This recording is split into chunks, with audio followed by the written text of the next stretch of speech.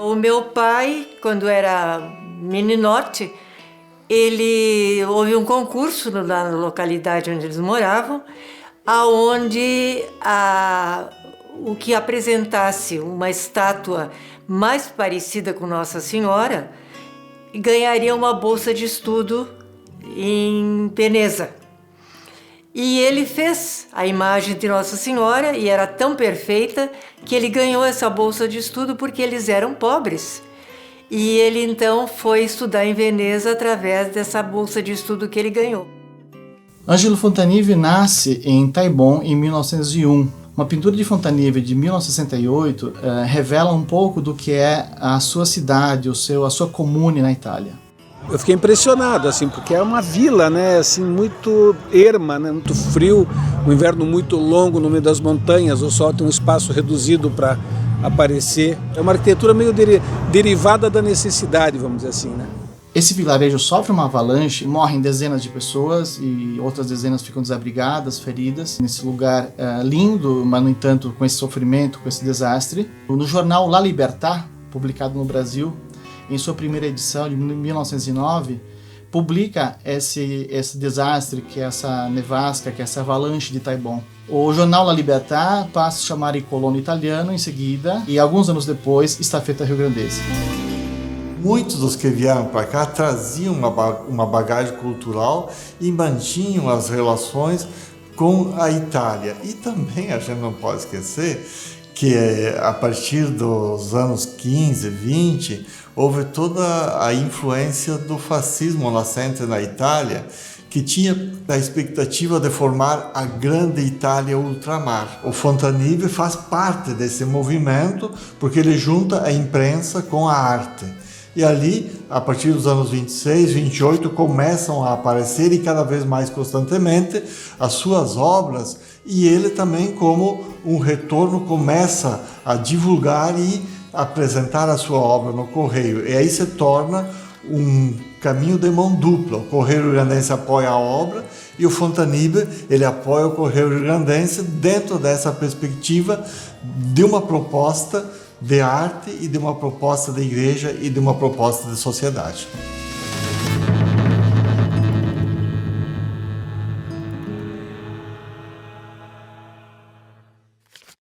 Tudo a pé, claro, tudo a pé. Mas aqui a pé, a gente não conhece na estrada, nem nada, isso tudo, não.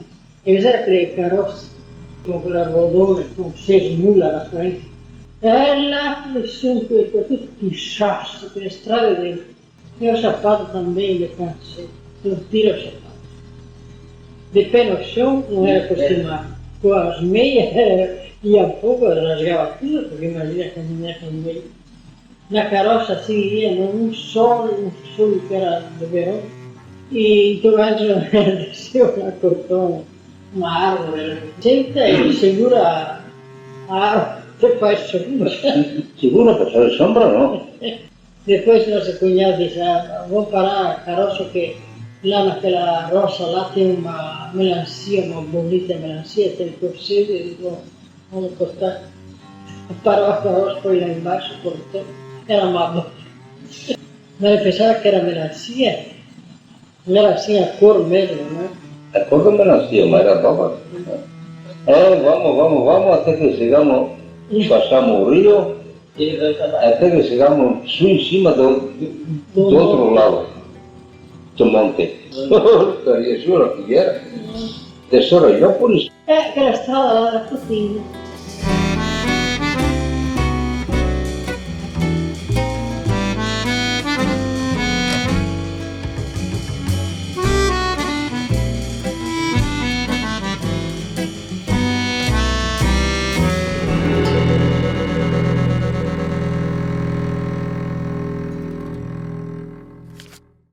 Fontanive chega no Brasil em 1926. É muito curioso o seu anúncio no jornal Estafeta Riograndense, porque ele coloca como seu endereço de contato o endereço do padre.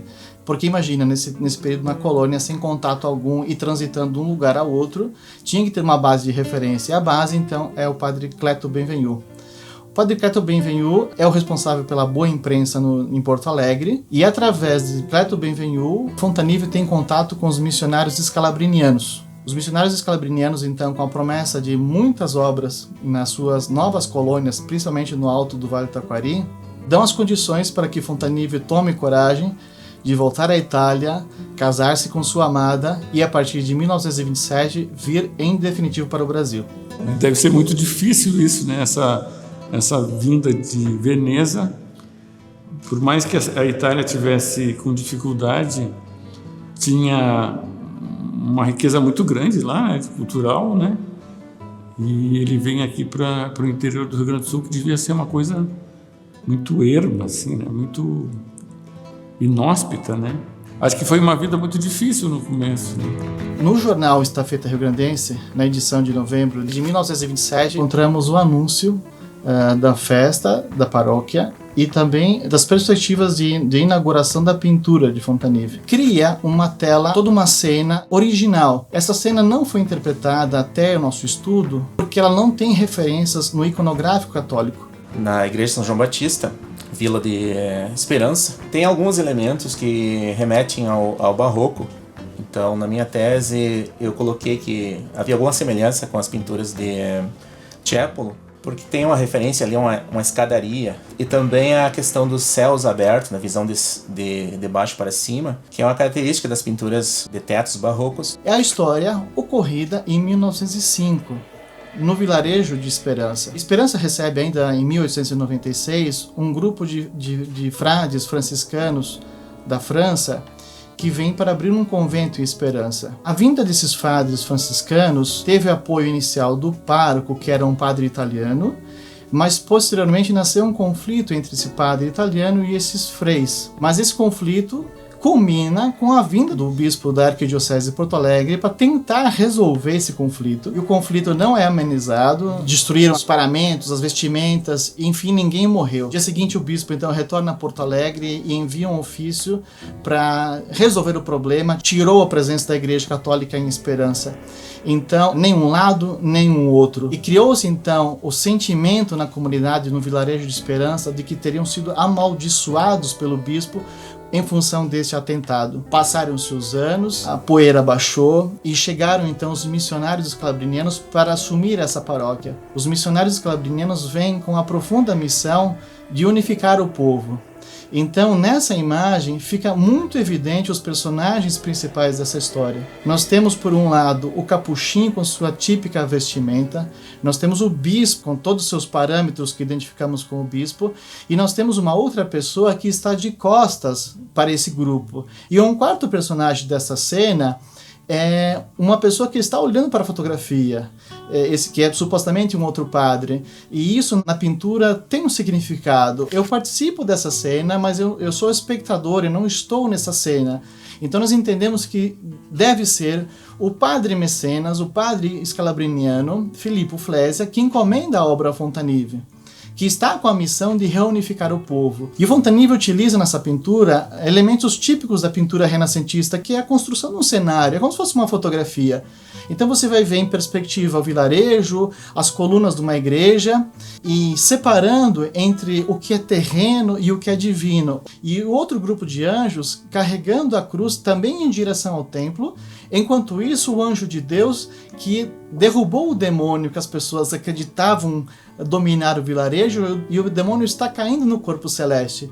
De Fontanive também aparece que as portas do inferno não prevalecerão, como um símbolo da vitória da igreja de Pedro, igreja de Roma, sobre todas as adversidades. Esse é o símbolo máximo da reunificação desse conflito vivido 22 anos antes, o famoso conflito de Esperança. É em Esperança que nasce o primeiro filho do casal Ângelo e Frida. Essa criança chama-se Benito Fontanive. Corre na região a história que uma criança demorou 6 dias para nascer, e ele era gordinho. Fontanive desce a cavalo até Mussum, busca uma parteira que traz a esperança e salva o seu filho. Esse filho nasceu então com mais de 6 quilos e viria a se tornar um grande arquiteto, construtor, por exemplo, da PUC Rio Grande do Sul. Como Benito Fontanive nasce gordinho, Ângelo Fontanive passará em suas pinturas a pintar anjos gordinhos. Padre Filippo Flesia foi o mecenas de Fontanive. E nas cartas aos seus superiores, ele solicita a ida para uma próxima paróquia. Eu vim para a Esperança, eu concluí a ornamentação da igreja, eu quero seguir o meu caminho. E manifestou o desejo em carta de ir para a paróquia de Itapuca. Itapuca não é o município de Itapuca, e sim a atual Itapuquinha. Só que Itapuquinha compreendia todo o território da Serra da Figueira. Essa região tinha grandes divisas em função da exploração da araucária. Então, naturalmente, esse padre gostaria de ir para essa nova região para ser, então, protagonista dessa região e construir as suas novas capelas. Por isso que Fontanive, então, diz «Volará de noite em cielo de luna para poder andar via sulla figueira». É justamente desse período, na cidade de Ilópolis, que nós temos os exemplares dos chalés alpinos. Os chalés de Ilópolis foram identificados por Júlio Pozinato desde 1983 como algo exótico na nossa arquitetura. Ângelo Fontanive, então, passa a viver em Bento Gonçalves, tendo seus trabalhos recomendados ao construtor Reinaldo Giacomelli, que é sogro de Alberto Bozetto. Alberto Bozetto, que vive em Ilópolis, que constrói o seu chalé alpino. Pela falta de outras construções nesse momento e pela necessidade de sua esposa ter acompanhamento médico, e Ilópolis nesse momento não tem médico, a família passa a viver em Bento Gonçalves. Já em Bento Gonçalves, então Fontanive produz uma série de obras que vão desde igrejas a armazéns, casas. Uma importante construção de Fontanive em Bento Gonçalves é a famosa Casa Milani. A Casa Milani em Bento Gonçalves é conhecida como Casa Torreão, porque ela tem uma torre externa. Com a criação das novas paróquias, constrói a casa paroquial em Arvorezinha e constrói a igreja de Charqueadas. Charqueadas é um importante distrito de Iputinga. O padre que está em Ilópolis é então transferido para a Vila Maria. Contrata os serviços do arquiteto Ângelo Fontanive para projetar e construir a igreja de Vila Maria. Concluída a igreja de Vila Maria, Fontanive é convidado para pintar a importantíssima igreja de Colorado, atual Colorado, que na época se chamava Boa Esperança. Os afrescos dessa igreja são similares ao que Fontanive viria a produzir posteriormente em Sarandi, com a diferença que em Colorado é arte mural, já em Sarandi são óleo sobre tela. Ambas as obras encontram-se nas naves centrais das suas igrejas. Inicia-se a Segunda Guerra Mundial. Fontanive constrói então a igreja de Ilópolis e constrói também, nesse mesmo período, a igreja de Arvorezinha.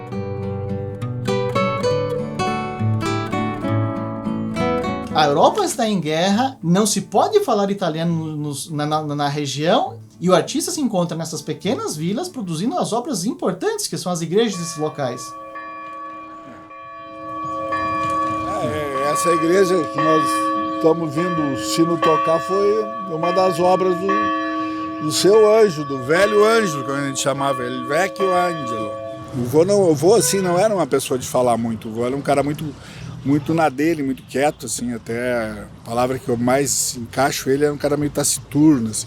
Ele estava sempre fazendo alguma coisa, ele não parava, mas ele era de poucas palavras, assim, era de muito agir, mas de poucas palavras. É gozado, porque ele devia ter muito conhecimento, estudou em Veneza, e isso eu só sabia pelas pinturas que eu via, né? Eu sempre quis achar as raízes, né? Quando eu viajei para a Itália era por isso, para achar as raízes, né? E nem imaginaria que uma parte estaria aqui, né? Porque eu sempre achei que era Bento, assim, não imaginava que fosse isso. A igreja de Ilópolis é um santuário, coisa que sempre o padre esteve junto ao desenvolvimento da população. Então todas as atividades sociais que ocorreram com o desenvolvimento do município, o padre sempre teve participação efetiva. A par, naturalmente, daquelas construções dessas igrejas maravilhosas que temos em tudo que é cidade, tem uma participação e serviu também para o povo se desenvolver através do comércio, da indústria, sempre teve aquele início fundamentalmente religioso. Fontanive é chamado por seu mecenas, Filippo Flesia, a projetar e construir a igreja de Sarandi.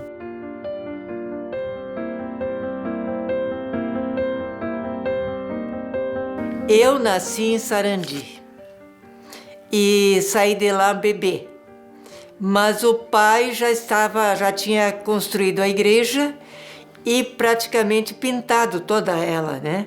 Eu nasci em Sarandi e eu me lembro, quando eu era criança, que íamos principalmente nas festas na igreja matriz de Sarandi. Eu me lembro que a gente ficava encantada. Gente, ficava encantada com as pinturas nas paredes da igreja, que era belíssima. Era um momento mágico para mim na igreja. E aquelas obras eram tão impactantes na minha vida, me marcaram tanto e me impressionava como uma pessoa poderia ter tanto talento em criar tamanha maravilha, assim, que encantasse a todos. Eu sempre soube que Locatelli teria sido o criador dessa obra. Fontanive estudado na Escola de Belas Artes de Veneza e Aldo Locatelli estudou na Escola Andrea Fantoni de Bérgamo. Os seus professores já tinham alguma influência no Renascimento, passaram isso para os artistas, certo? Então eles vêm para cá e eles retratam, por exemplo, a figura dos Pucci, né, dos anjinhos, que aparece tanto no Aldo Locatelli quanto no Fontanive, só que a gente vê claramente a diferença iconológica, a diferença nas formas desses anjinhos, né? Uma coisa que me chamou muito a atenção vendo pela primeira vez uma obra do Fontanive foi que ele usa a técnica trompe-l'œil, que é aquela técnica em que a gente pode quase tocar nas pinturas, certo? O Locatelli não usa essa técnica. Em cada lugar que o pai trabalhou, ele formou as mãos de obra que ajudavam ele e ao mesmo tempo aprendiam.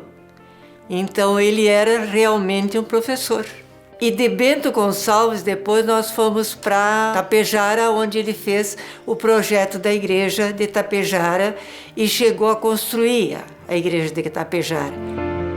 Fontanive passa a ter sua obra reconhecida e ganha então uma nova encomenda, que é a construção da importante igreja de Tapejara. Uma igreja cheia dos frontões, são típicos da arquitetura grego-romana, que são esses formatos de casinhas em todos os lugares na frente da igreja. Eu fui alfabetizada na escola ali, que era do lado praticamente quase do lado da igreja. E de lá então nós moramos 5 anos, eu acho. E dali nós fomos para Porto Alegre. Todas as obras de arte que ele fez por fora da igreja que tem ali, que tem gesso e coisa, eu me lembro do pai fazendo tudo isso em formas.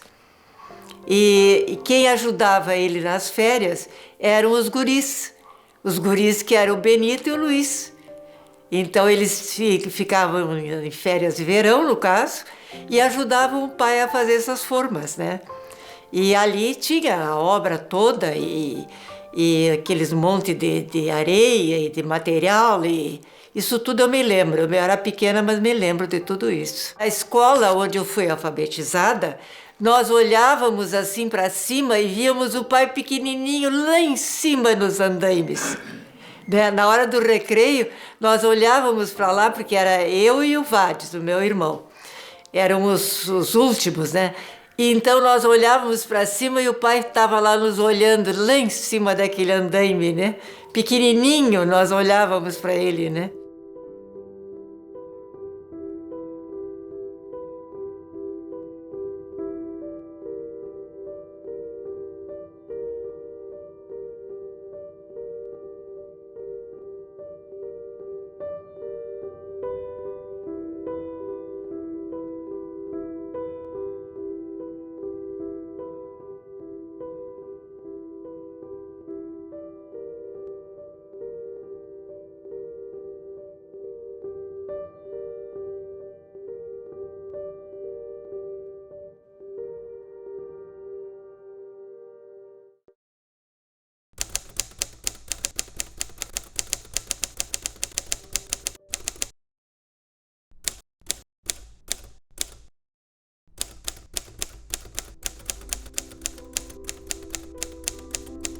Carissimo Padre, spero che questa mia incontri Vostra Reverendissima, come tutti i confratelli di costì, in ottima salute spirituale e corporale. Lei certamente farà le 1000 meraviglie, vedendo giungere nelle sue mani Una lettera di chi sempre si è manifestato come morto nello scrivere. Lei conosce le poche abilità letterarie del sottoscritto, come anche il poco spirito di buttarsi fuori, come si dice. Quando io mi muovo è solo per dare incomodi, come al presente. Fine di questa mia è domandare un grande favore a vostra paternità e, se non le sarà possibile personalmente, potrà farlo per mezzo di un altro confratello di Roma. Trattasi del seguente. Sto lavorando per abbellire la chiesa parrocchiale di Putinga, dove mi trovo da quasi 8 anni. Ho fatto costruire 3 nuovi altari in materiale, non in marmo perché qui costa una fortuna, ma sono altari artistici su disegno del signore Angelo Fontanile, diplomato per l'Accademia di Belle Arti di Venezia. Il medesimo ha già dipinti 4 grandi quadri in olio, 4,50 metri per 2,60 m, che serviranno a riempire il grande vuoto che vi è sotto le 4 finestre dell'abside. Sulla volta di questo volevo far dipingere la purificazione della Madonna, ma non trovai quadri soddisfacenti. Intanto, in questo ultimo tempo mi è venuta un'altra idea, che secondo altri sarebbe migliore, ma anche qui ci troviamo sprovvisti di materiale. In quel posto vi starebbe bene rappresentata la disputa del Santissimo Sacramento del Raffaello, come a ricordo quasi del 5° Congresso Eucaristico Nazionale che si realizzerà in Porto Alegre alla fine del prossimo ottobre. Per questo la pregherei di interessarsi o di interessare qualche altro confratello per procurare una oleografia a colori della disputa del Santissimo. Così avrei bisogno anche della purificazione della Madonna. Autori di questa pare che siano il Tiziano e il Tintoretto. Se è possibile di trovare questi soggetti, sarebbe favore di spedirli via aerea e quanto prima, per non lasciare disoccupato il mio artista. Spero che nel centro della nostra sacra religione sarà facile di trovare questi soggetti, il che è impossibile in questo Brasile. Chiudo presentando i miei rispettosi e filiali ossequi a Sua Eminenza il Cardinal Rossi. Così la incarico di salutarmi caramente tutti i confratelli di Roma, noti o ignoti. Mi saluti i 2 chierici riograndensi che speriamo facciano buoni progressi. Ringraziandola anticipatamente e domandando scusa dell'incomodo che le ho arrecato con questa mia prolissa.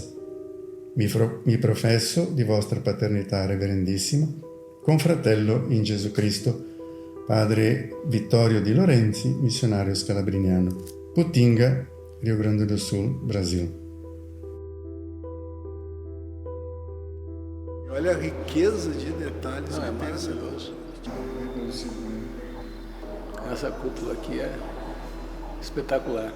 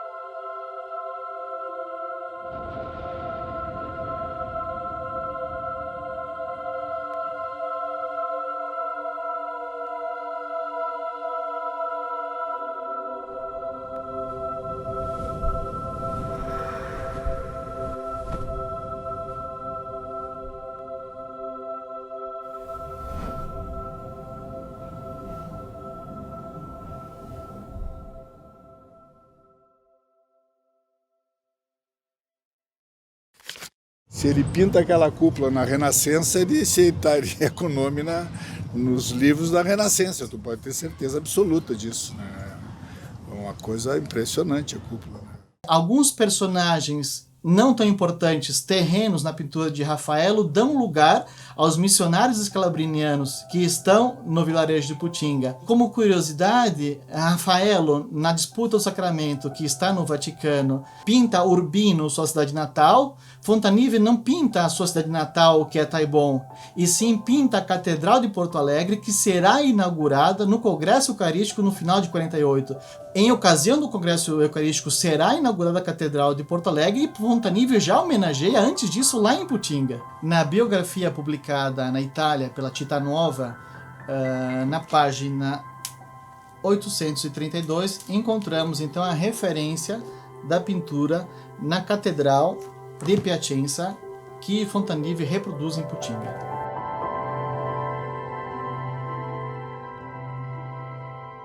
Aquela cúpula, ela impressiona assim pelo número de personagens. O que me chama muito a atenção são as cores, os mantos, as cores dos mantos, vermelho, azul esverdeado. Apesar de ter passado, sei lá, mais de 70 anos, né, as cores ainda chamam a atenção, né, um afresco, né? Emocionante reviver essas cenas. Então o vô realmente era um artista, né? Era um artista que emociona. Mesmo para quem não conhece o autor da obra, quando olha, passa uma mensagem naquilo tudo. Então é muito gratificante, a gente se surpreende. Cada vez que a gente olha, a gente se identifica e se emociona com as obras dele. Interessante, eu fui visitar um dia Putinga para ver o trabalho do vô, né? Eu já conhecia só pinturas dele, das casas do pai, do tio, essas coisas assim. Foi bom ter ido lá, né, ver a igreja e a recepção que a comunidade lá me receberam, assim, como se eu fosse uma pessoa importante lá para Putinga, né? Me surpreendeu aquilo, né? Temos um nome a zelar agora, né? Principalmente depois de saber toda essa trajetória do vô aí. Esses locais onde o pai fez essas construções, ele praticamente fez instalou um marco daquela localidade. Ele deu como que uma identidade para aquele lugar. E isso aí ajudou muito as pessoas se unirem no momento de estarem ali presentes ou estarem ali participando de algum evento. Isso aí uniu muito esses locais. Então, eu acho que isso aí seria uma homenagem a ele e a todas as pessoas que moram nesse local, que conservassem e mantivessem aquilo ali como se fosse uma relíquia, porque não existe mais a pessoa que fez aquilo. Então, aquilo ali é imortal. Ele está presente na figura daquelas pessoas que estão ali, daquelas igrejas que ficaram. O que é para o senhor a memória? O que é a memória? A memória eu não saberia explicar. É um dom de Deus.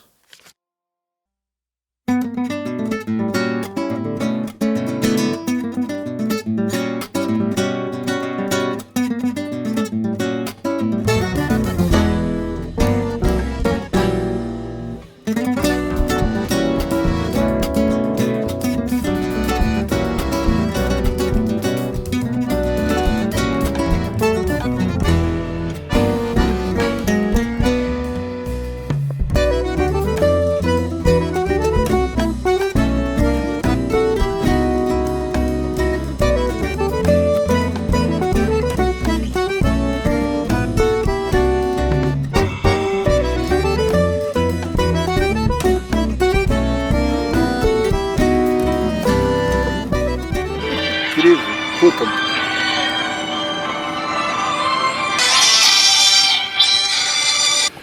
Ô Jacaré, eu já te ligo de volta, agora eu sou artista, eu tô gravando uma filmagem aqui. Agora eu sou artista. Tá bom, valeu.